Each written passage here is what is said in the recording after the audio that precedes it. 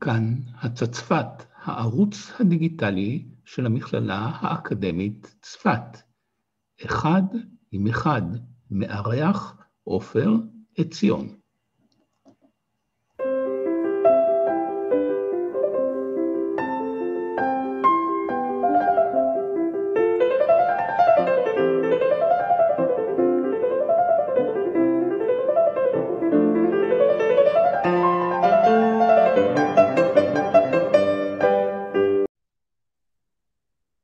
שלום לכל הצופים והמאזינים, נמצאת איתנו היום דוקטור חגית מישר טל מה-HIT, איך זה נקרא? המכון הטכנולוגי של חולון. נכון. ועוסקת בענייני טכנולוגיות למידה, ואנחנו נדבר על ההשלכות של בינה מלאכותית על הלמידה היום. אז פעם ראיתי איזושהי קריקטורה שאומרת שהעולם מתקדם, במקום לשלוח מכתבים, בול ודואר, יש לנו מסרים מיידיים, במקום לנהוג בעגלה עם סוס, אנחנו טסים במטוסים, במקום לשלם במזומן, אנחנו משלמים עם הטלפון, אבל ההוראה נשארת באותו מקום, כלומר, המוטו, כמו שהיה בימי אבותינו ואבות אבותינו, מורה עומד ומדבר בכיתה.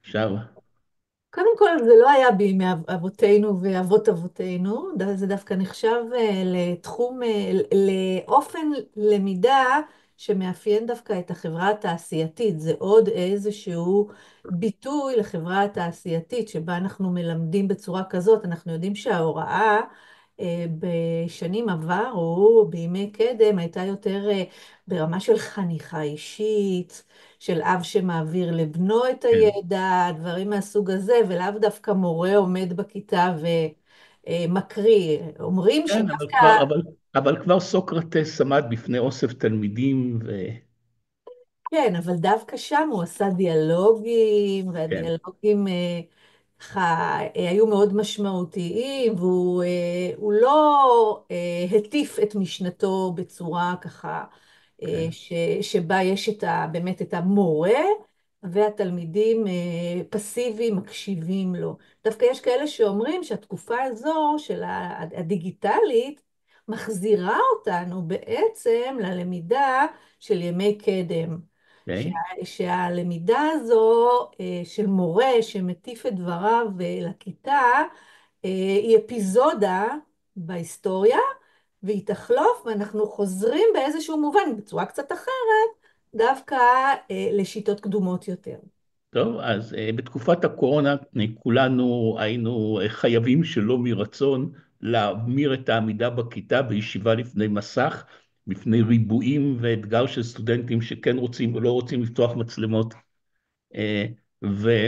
אבל זה הסגנון לא השתנה, זאת אומרת פשוט עברנו מדיה, אה, ולעומת זאת התחילו כל מיני צורות אחרות של למידה, העולם הדיגיטלי מאפשר את זה, והיום אנחנו בעידן הבינה מלאכותית שהתחילה עם ה-Chat GPT ונמשכה עם אוסף גדול של כלים אחרים, ואחת השאלות היא, אז האם בעצם הכלים של בינה מלאכותית הופכים את המורה למיותר?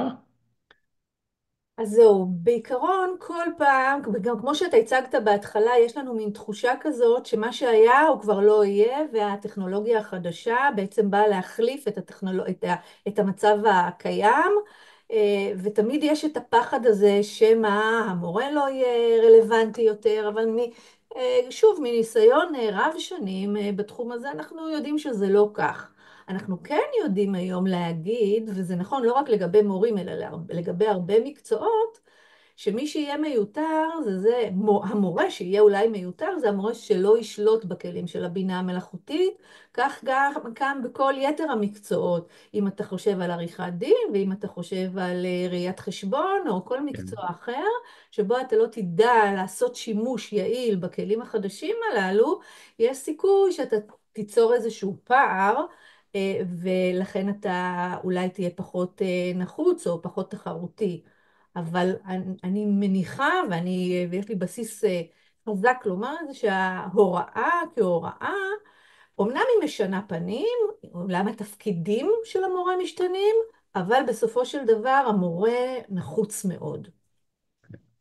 כן, אחד הדברים, האתגרים שכולנו מתמודדים איתם, לפני שנה פתאום אמר לי מישהו שלומד אצלנו מסדי נתונים, נתתי תרגיל במסדי נתונים, נתתי אותו לצ'אט GPT, הוא פתר אותו כמעט מושלם. אז איך אני יכול לתת אותו לסטודנטים? גם הם יודעים להשתמש בצ'אט GPT.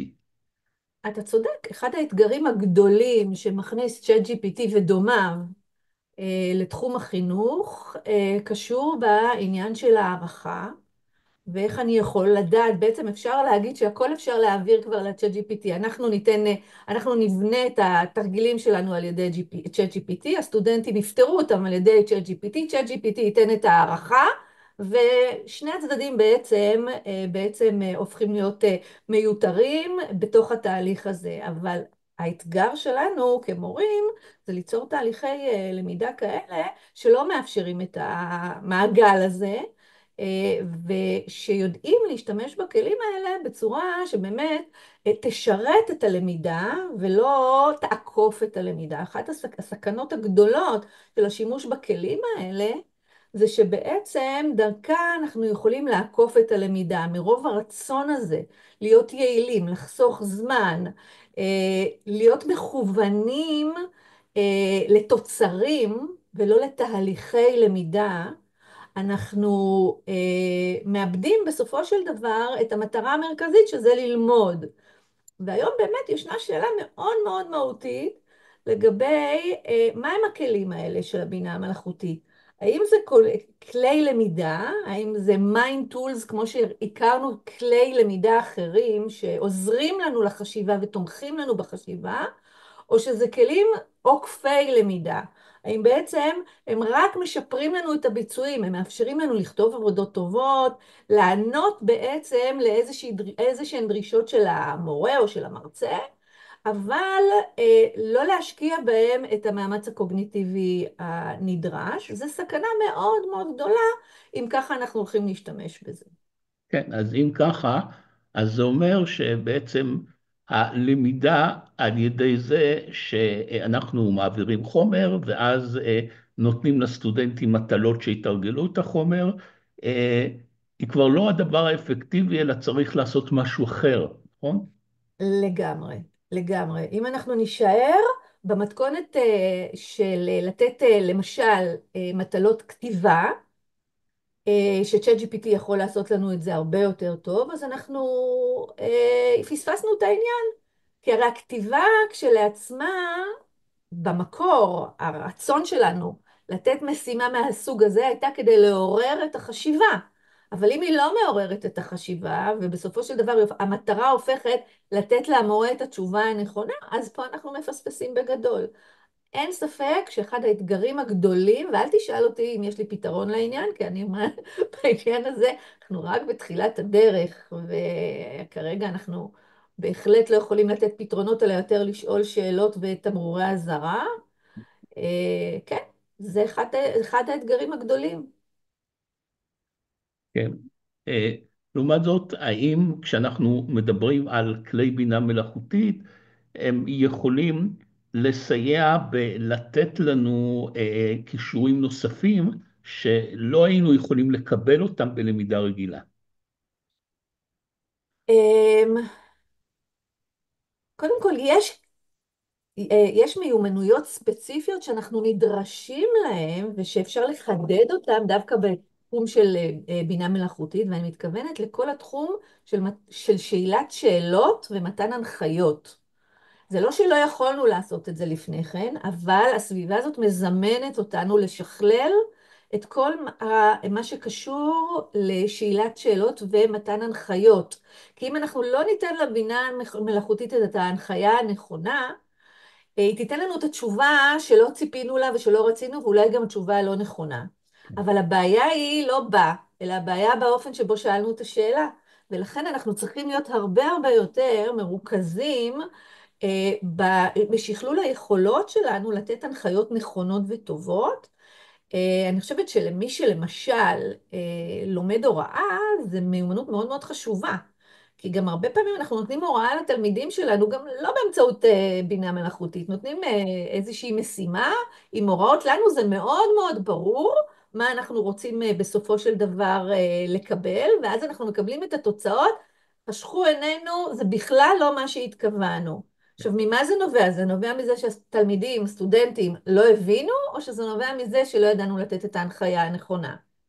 לכן, הנושא הזה של מתן הנחיות הוא בהחלט הזדמנות מבחינתנו לשכלל את היכולת שלנו לתת הנחיות מדויקות, וגם לראות את התהליך הזה של מתן הנחיות כאיזשהו דיאלוג, לא כהנחיה אחת. אתם יודעים, היום אומרים פרומפט אנג'ינירינג, מהמם. כאילו אנחנו צריכים ללמוד לכתוב את הפרומפט המושלם. לא, אני אומרת, אנחנו צריכים לעשות את הדיאלוג הזה, ללמוד, לבצע את הדיאלוג וכל הזמן את הפיין-טיונינג כזה, כן, שמאפשר כן. לנו אפשר בסופו לראות של דבר. שלא תוצאה לא מה שרצינו ולשאול שאלת המשך. בדיוק.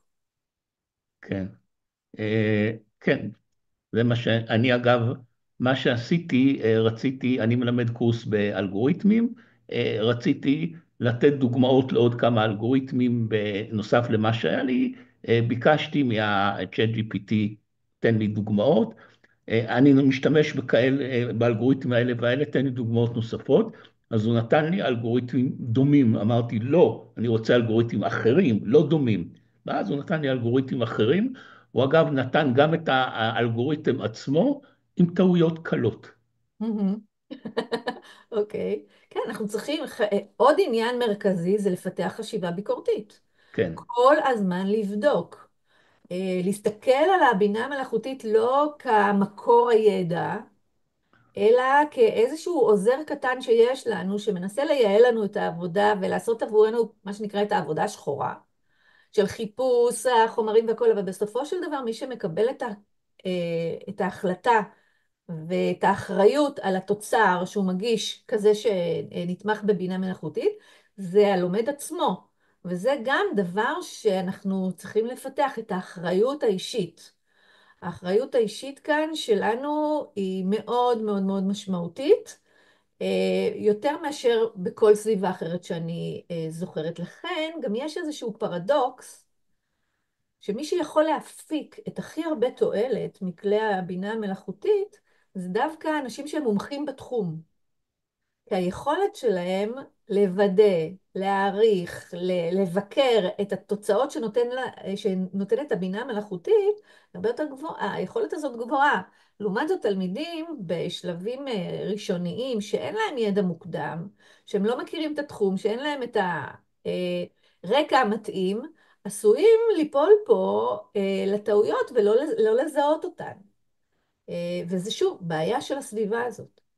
כן, נכון, כי לפעמים הכלי בינה מלאכותית נותנים תשובה של מה שנקרא הזיות.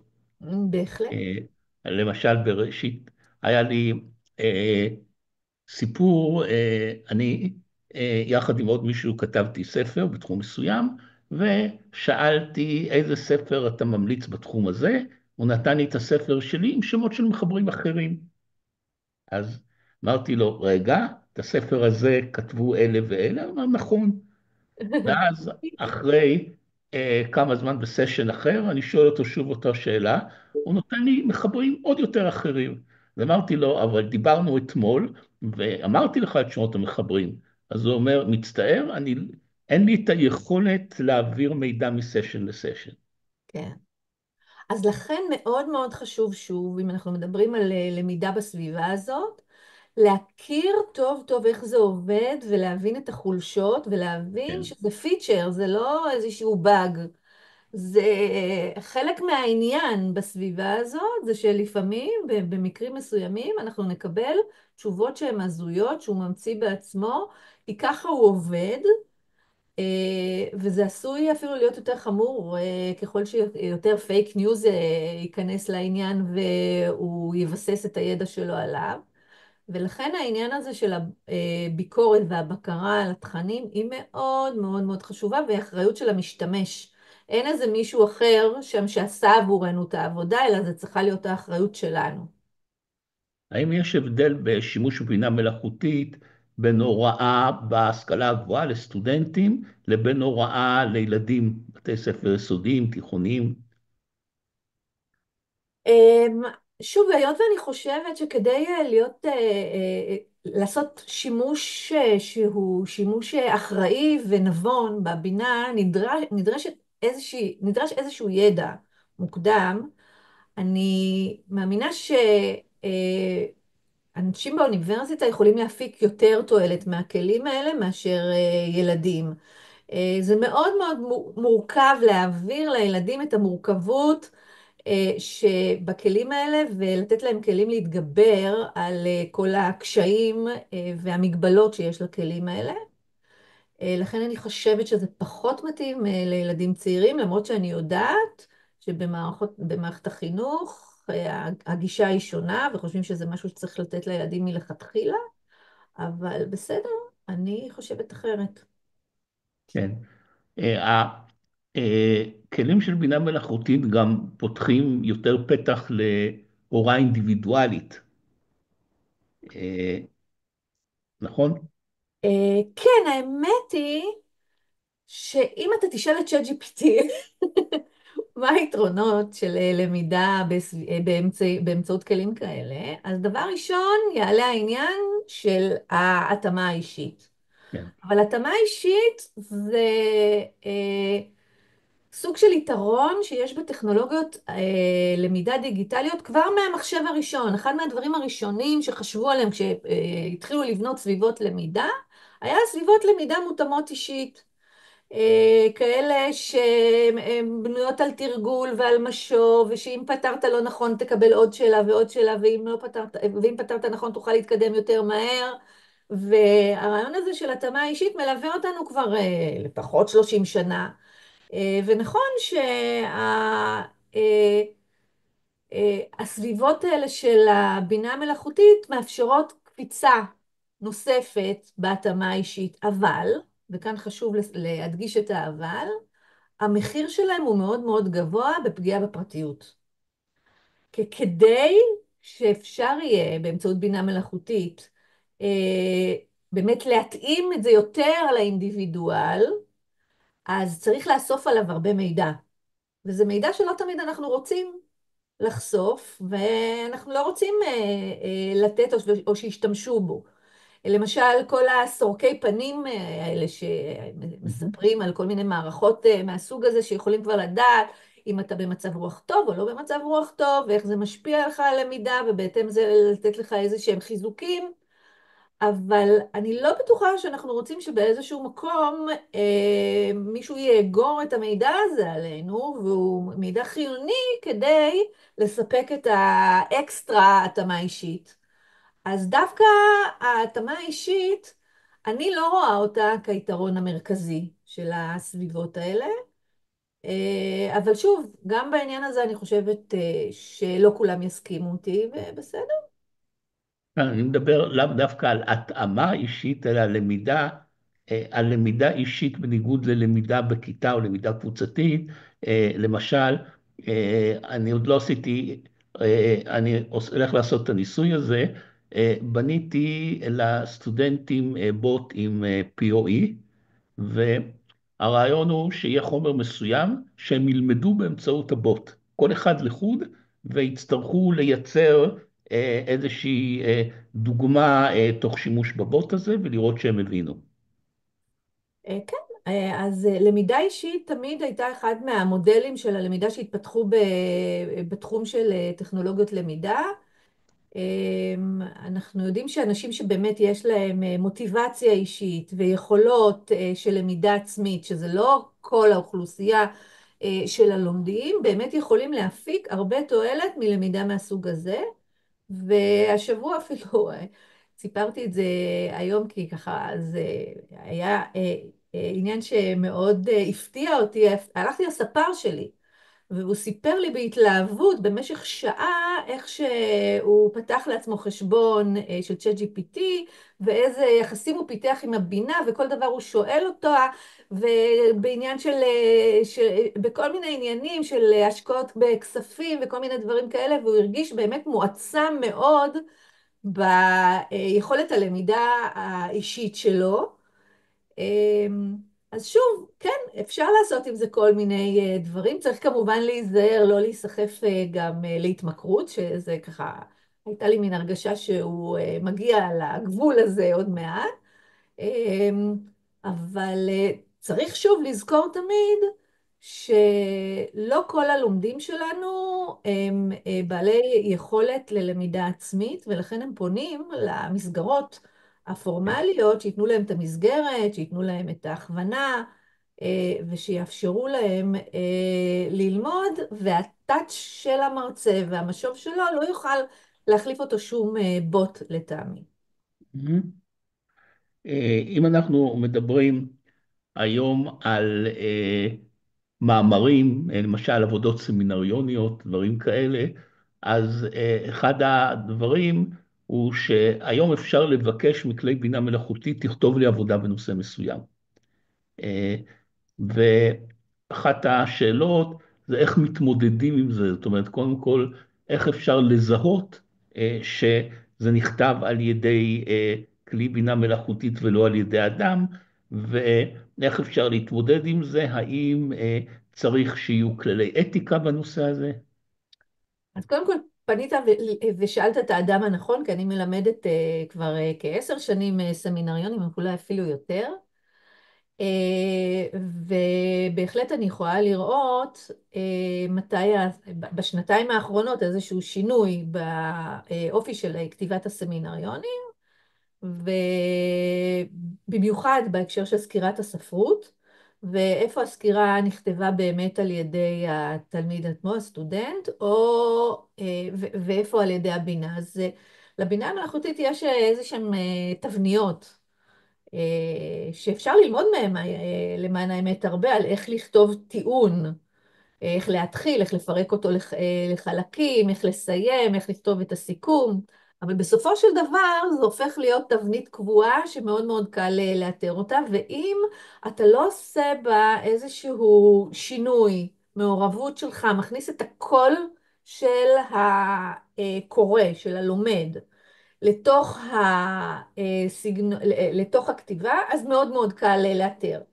אבל אם אתה עושה בזה שימוש יותר מתוחכם ויותר נכון, אז אי אפשר לדעת אם השתמשת בבינה מלאכותית או לא השתמשת, וזה גם לא נורא אם השתמשת, כי אם שאלת, קיבלת איזשהו טקסט, איבדת אותו, בדקת מקורות, שילבת אותם, החלטת מה אתה לוקח ומה אתה לא לוקח, אז הייתה כאן באמת למידה, ויש והקול שלך בא לידי ביטוי.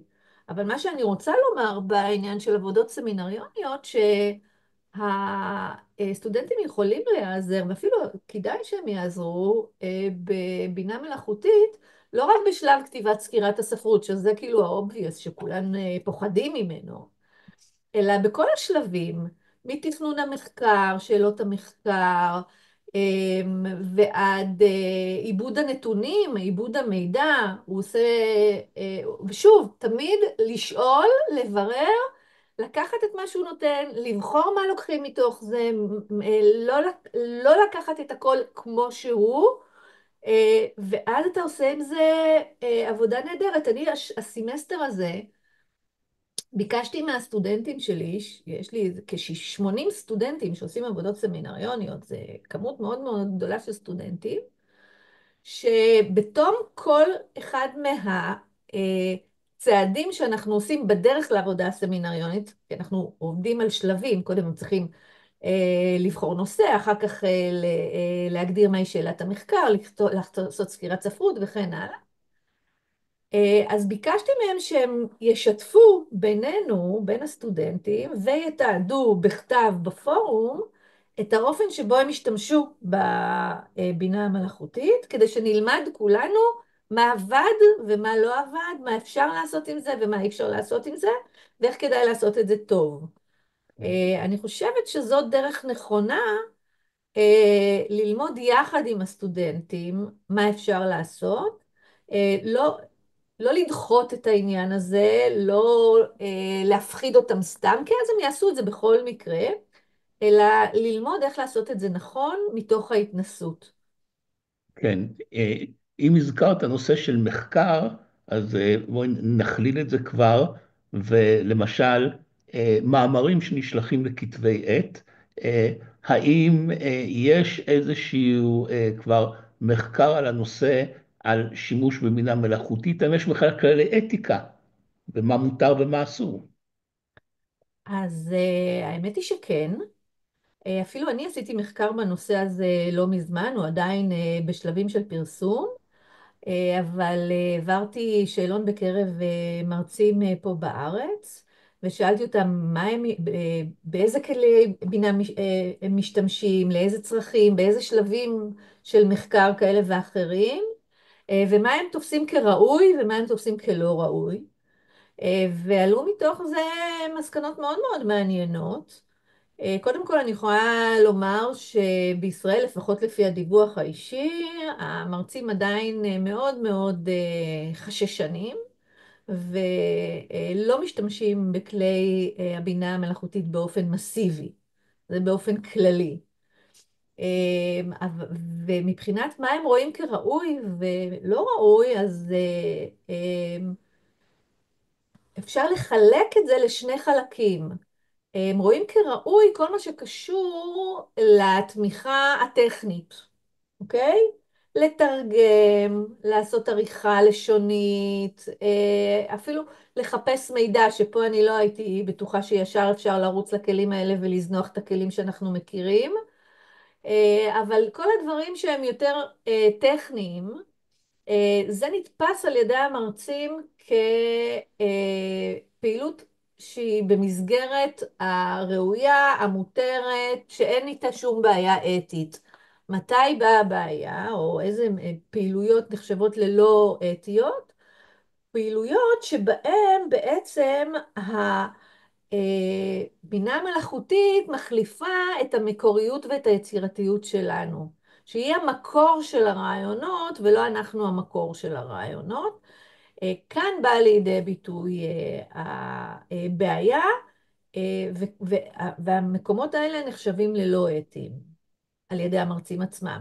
עכשיו, כמובן שהיום גם במסגרת של פרסום מאמרים, אתה נדרש להצהיר אם השתמשת בבינה מלאכותית, כאשר היום כבר יש פטור מלהצהיר על שימוש לצורכי עריכה לשונית, זה נחשב למובן מאליו שזה בסדר, אבל כל שימוש שהוא מעבר לכך חייב להצהיר כדי לקבל את האישור האתי.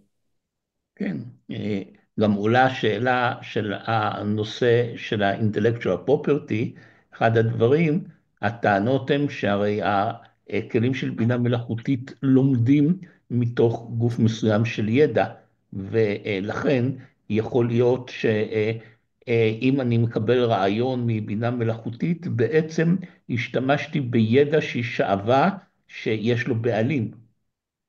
נכון, אבל אני מזכירה לך שכל כל הכתיבה המדעית היא כתיבה שבנויה על זה שאתה נשען על ידע של אנשים קודמים. כן. והעניין הוא פה רק לתת את הקרדיט ולהגיד מהם המקורות עליהם נסמכת. עכשיו לא, זה להגיד, בדיוק הנקודה היא שאני לא יודע מאיפה היא שאבה את ולכן ההמלצה שלי, כמובן אי אפשר להגיד ששאבתי את הרעיונות מ-chat GPT, כי זה לא מקובל וזה, הוא לא נחשב כמקור אקדמי שאפשר להסתמך עליו כמקור. אבל כן, ברגע שיש איזשהו רעיון שאולי כן נגלה לך כתוצאה מהאינטראקציה שלך עם ChatGPT, אז לך תחפש את המקורות, מאיפה הוא שאב את זה. כן. ואז לך תתחיל לעשות מה שנקרא reverse engineering, מהמם. ללכת ותחפש את המקורות. בעצם הוא נתן לך רעיון שכדי שאולי אתה היית מוצא אותו, היית צריך לקרוא המון המון מידע. עכשיו יש לך דרך יותר ממוקדת ללכת ולחפש את המידע הזה ולבסס אותו על מקורות אמינים ולא על ההזיות של ChatGPT. כן, יש היום גם כלים שעושים בעצם חיפוש בעזרת בינה מלאכותית שנותנים את המקורות. כן, אבל גם עליהם לא כדאי יותר מדי לסמוך, ואנחנו יודעים שלא כל המאגרים האקדמיים שאנחנו נוהגים להתבסס עליהם פתוחים לבינה כן. המלאכותית. ולכן אם אתה משתמש בכלים האלה, סביר להניח שהרשימה של הביבליוגרפית שלך לא תהיה כל כך עשירה ולא לא תתקבל בעין יפה על ידי המבקרים. כן. זהו, אז היות ואני נמצא בתחום המחשוב, אז אצלנו בעצם אה, עולה שאלה שאנחנו כרגע דנים בה, זה מה משמעות המקצוע שאנחנו מלמדים אליו בעידן הבינה המלאכותית. כלומר, זה לא אותו דבר בגלל שהיות והאנשים שפיתחו את הכלים האלה הם אנשי מקצוע בתחום המחשבים, אז קודם כל הם עשו את הדברים בתחום ההתמחות שלהם. הנושא של איך לייצר קוד, מחשב וכדומה, וכאן אחד הדברים זה מה דמות הבוגר שצריכה להיות בעידן הבינה המלאכותית. אני לא אומר שיש לנו תשובות מושלמות, אבל זה ברור לנו שתוכנית הלימודים שלנו צריכה לקחת את זה בחשבון. לחלוטין, לחלוטין. מצד אחד, ישנה סכנה שבאמת חלק גדול מהמיומנויות שנחשבו למיומנויות בסיס של כתיבת קוד בסיסי, פתאום הסטודנטים לא יתאמנו מספיק ויעשו אותם באופן עצמאי, ואת הדברים האלה הם יפתחו אולי איזושהי תלות בטכנולוגיה. מצד שני, היות והם אנשי טכנולוגיה ומחשוב, מן הסתם הם גם צריכים לדעת להשתמש בכלי ה-AI האלה, אי אפשר להגיד להם לא, נכון? ולכן כן, זה דילמה מאוד רצינית, ואיזשהו אתגר שההוראה צריכה לקחת בחשבון. כן, אבל לעומת זאת, יש מיומנויות שכבר איבדנו, למשל, אותי עוד לימדו בתיכון איך להוציא שורשים ביד. היום אף אחד לא יודע לעשות את זה, או להשתמש בלוח לוגריתמים. אה, טענה היא שאולי עוד כמה שנים הנהיגה תהיה מיומנות שתחלוף מן העולם בעידן הרכבים האוטונומיים שקצת מאחרים לבוא. כן.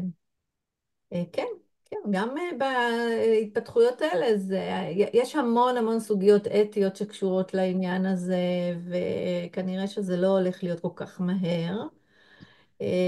וכן, המיומנויות משתנות לאורך השנים, דברים שפעם נחשבו לבסיסיים שכל אחד צריך לדעת, היום הם פחות רלוונטיים. אני אני לא לא בטוח בטוחה, אבל שהיום הילדים יודעים את לוח הכפל, כי... אני מאוד מקווה שכן, אני מאוד מקווה שכן. אני חושבת שעקרונות של שפה, ובעניין הזה קוד זה שפה לכל דבר, עקרונות של שפה זה משהו שאנחנו לא היינו רוצים לאבד, כן. ולכן זה מאוד מאוד חשוב שנשמור גם על היכולת לתפקד ללא הכלים האלה ולא נפתח תלות מוחלטת בהם בהקשר הזה. כן. אנחנו מתקרבים לסיום, ורציתי אולי שתסכמי מה היית רוצה שניקח מכל השיחה הזאת, מה הדבר החשוב. יש הרבה דברים חשובים, אני חושבת שמה שאפשר לקחת זה בעיקר את השאלות ולא את התשובות. מה שחשוב זה שנסתכל על התהליכים האלה בצורה אחראית, מה שנקרא Responsible AI. כן, אנחנו, יש לנו נטייה הרבה פעמים מאוד מאוד להתלהב, לחלק מהאוכלוסייה, יש נטייה מאוד מאוד להתלהב מכל חידוש ומכל עניין, ויש מין הייפ כזה. ומצד שני יש את אלה שתמיד יש להם התנגדות, ומה פתאום, ואני לא רוצה להיות לא בעניין של המתנגדים ולא בצד של המתלהבים. אפשר להסתכל על הדברים האלה בצורה אחראית ולראות, ומה שאנחנו צריכים זה בעצם לעשות את האיזונים הנכונים ולבדוק את עצמנו כל הזמן ולראות שבאמת השימוש שאנחנו עושים הוא שימוש אחראי. אוקיי. טוב, בתובנות האלה נסיים. תודה רבה לחגית, ונשתמע בתוכנית הבאה. תודה רבה לך.